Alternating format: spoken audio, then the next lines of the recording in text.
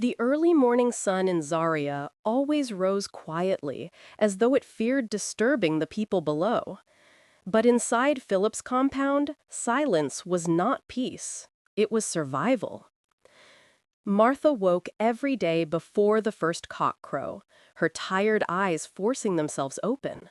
She had learned over the years that Philip didn't like being awakened by noise, so she tiptoed through the house like a shadow. She lit the charcoal fire, boiled water, packed school lunches, and swept the entire compound before sunrise. She rarely spoke unless spoken to. Her voice felt like a forbidden thing. Philip, tall, proud, well-respected in the community, believed his wife existed only to serve. The neighbors saw his bright smiles, his good clothes, his respectful greetings, but they never saw the man who barked orders at home, the man whose temper could cut like a blade, the man who praised his children but showed cruelty to their mother.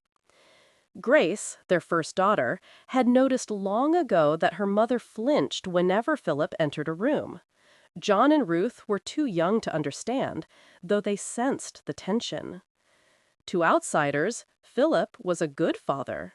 He attended PTA meetings, bought textbooks, disciplined with care, and even carried John on his shoulders on Sundays after church. But Martha knew another side. She knew the anger behind closed doors. She knew the insults whispered through clenched teeth. She knew the slaps and kicks that came when dinner was late or clothes weren't folded the way he liked. He looks for a reason to insult, beat, and punish her. He never sees a something or someone that deserves any form of respect or accolades. She's just a subject, a housewife, childbearer, and nothing but that. And so the house remained divided. Love for the children, fear for the wife. The sickness began as small waves of dizziness. Martha would grip the table or wall just to steady herself. But she kept going, cooking, washing, cleaning, because she knew Philip didn't tolerate weakness. One hot afternoon, while preparing lunch, Martha felt her legs give out. She collapsed beside the charcoal stove. Her breath came in shallow gasps. Sweat trickled down her forehead like droplets of fire. Grace screamed for help, but Philip only walked into the kitchen with irritation. "What is this again?" he snapped. "Are you trying to make me late for work?" Martha tried to speak, but her voice trembled. Philip scoffed loudly. "Your mates know herbs. They know roots. They don't fall ill every second like useless women. Stop disgracing me." He stepped over her, picked his car keys, and slammed the door. For days, Martha drifted between consciousness and darkness. John would place wet cloth on her forehead. Ruth would cry silently beside her. Grace desperately tried to prepare meals the way she saw her mother do. But Martha's condition worsened. Philip didn't lift a finger. News traveled faster in Zaria than Harmattan wind. The cousin who visited Martha that afternoon had come only to drop vegetables, but what she saw nearly made her faint.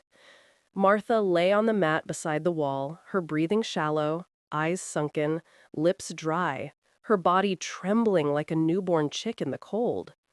The cousin gasped. "Martha, my God, what is this?" Grace quickly ran to her, tears already streaming. "Auntie, she has been like this. Daddy said she is pretending." "Pretending?" the cousin whispered, horrified. "This woman is dying." Within minutes, she pulled out her phone and called Martha's mother. The old woman didn't wait for explanations. She dropped everything, her wrapper, her half-cooked beans, and called her husband. In less than 2 hours, both parents were on the road, heading to their daughter. When they arrived, Martha's mother burst into tears the moment she saw her child. The once vibrant woman now looked like a shadow pressed flat against the earth. Martha's father clenched his fists, his jaw tightening until his beard shook. "My daughter, who did this to you?" he whispered. Grace looked down, afraid to speak. Philip came out of the house at that moment, adjusting his shirt casually. Her father turned to him sharply. Is this how you care for your wife? Look at her. She can't even lift her head. Philip shrugged. She likes to exaggerate things. I told her to look for herbs. I'm not a doctor. Her father stared at him like he was staring at the devil himself. And you left her with 3 children like this? You left her to die? Philip scoffed again.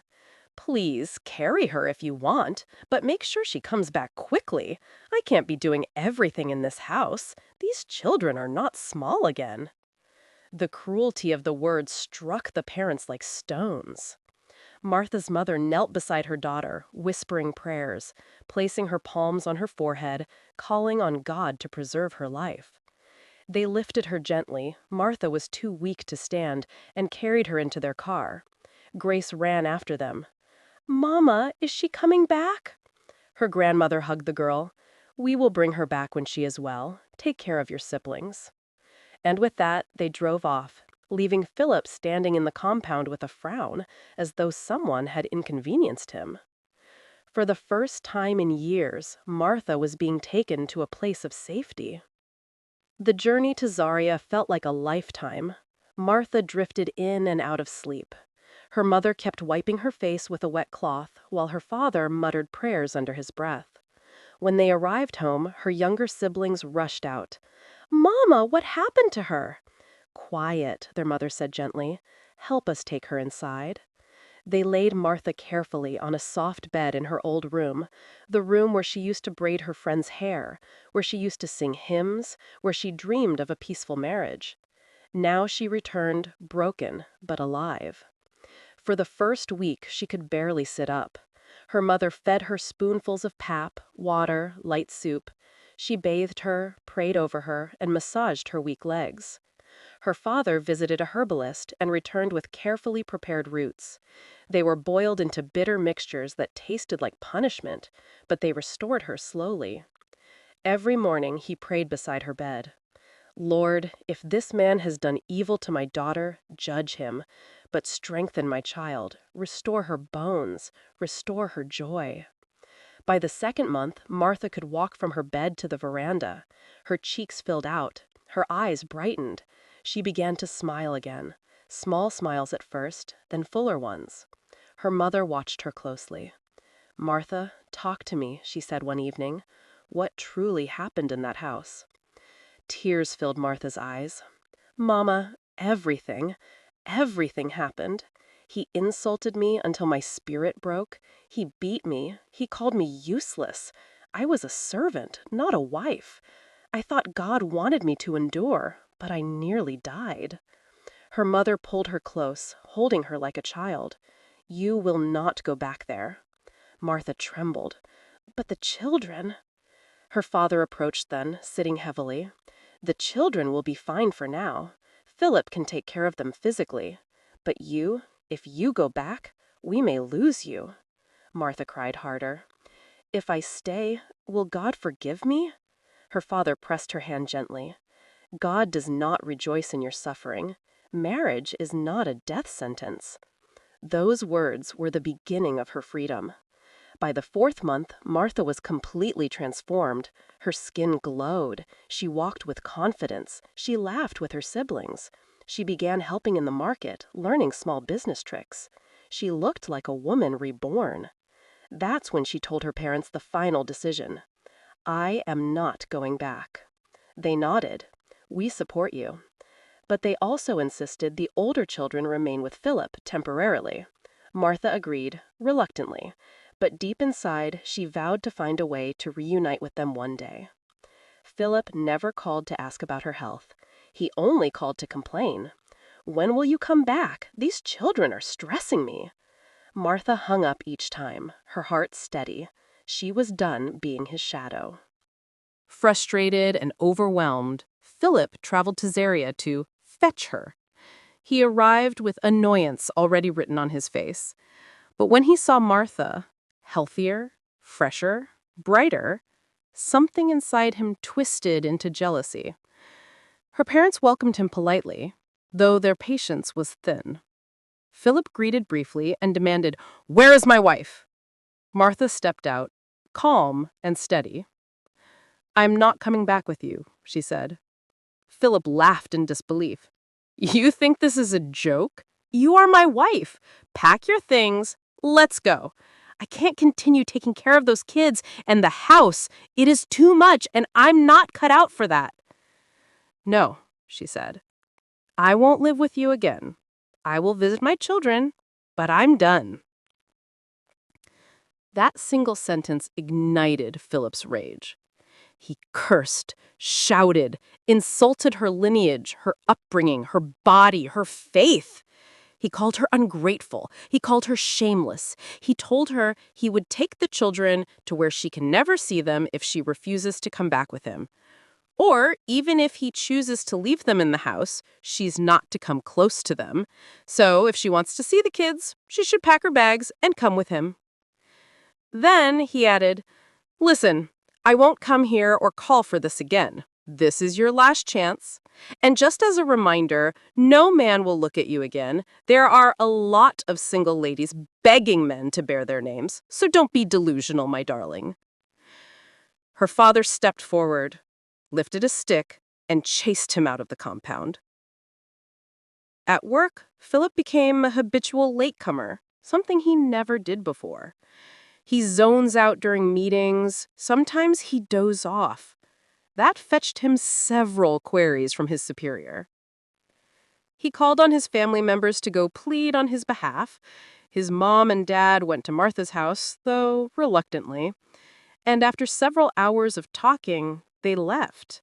They understood all what was said and decided to leave things the way it was, with no plans of returning, because his mom for once never supported his hot-headedness and arrogance. After a month, Philip called and called, first threatening, then pretending to beg, then threatening again. "I will marry another wife," he said one day. Martha simply replied, "Do what you want. My life has started again." Her parents helped her start a small business selling clothing, beads, and household items. Slowly but surely, it grew.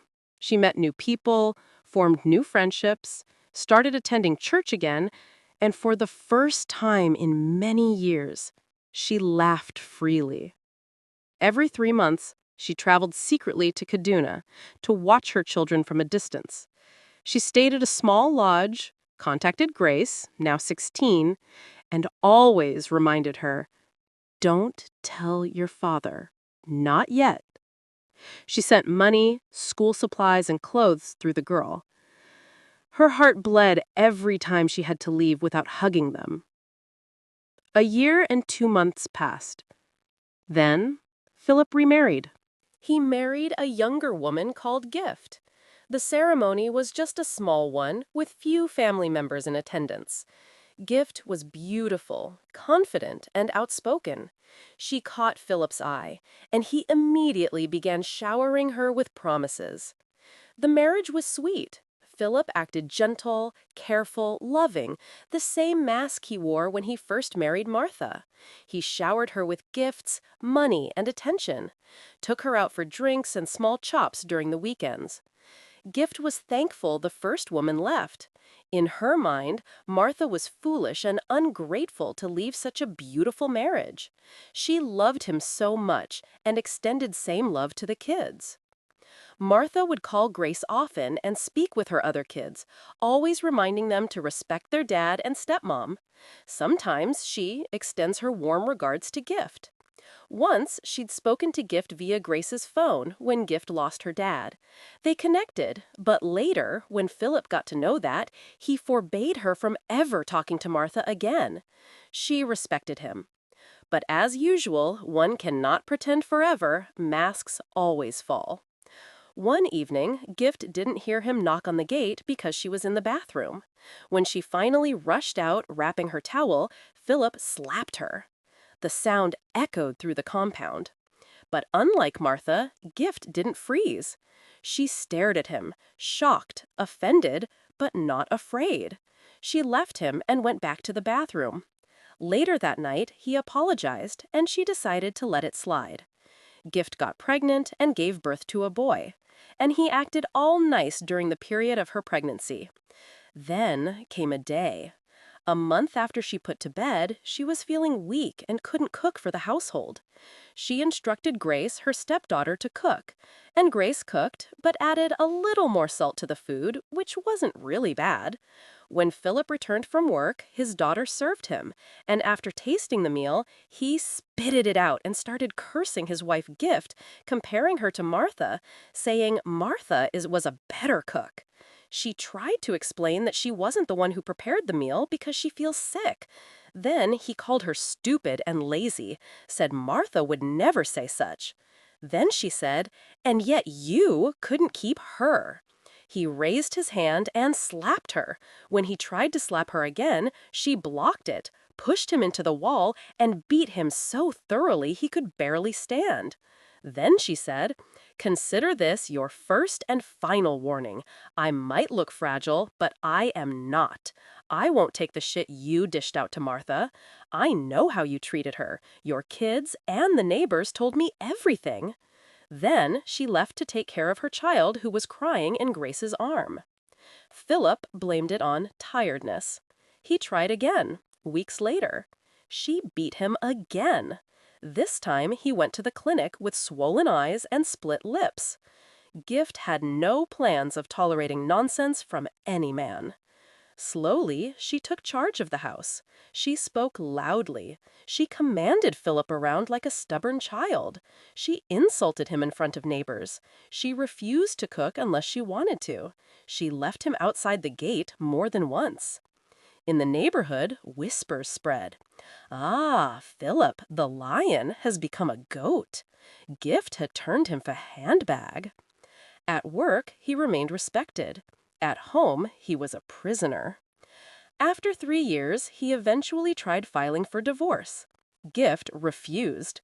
She threatened him, if you dare divorce me, I will go to your office and say things that will make you lose your job. He knew she meant it. He was trapped. Some nights, Philip sat alone in the living room, thinking about Martha. Her gentleness, her patience, her quiet obedience. He missed her. He regretted everything. He tried calling again. Voicemail. Martha no longer answered his calls. She was too busy expanding her business, too busy healing, too busy living. Baby Ruth visited sometimes. Gift treated the children well, all of them, which softened Martha's fear. But Martha was firm. I will never return to that life. Philip, meanwhile, was living the consequences of every cruelty he once dished out. Over time, the children became free to visit their mother during holidays. They saw her happiness, her growth, her independence. Grace understood her mother's strength better than anyone.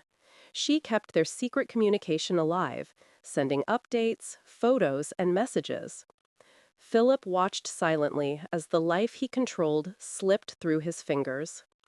He was respected only outside the house.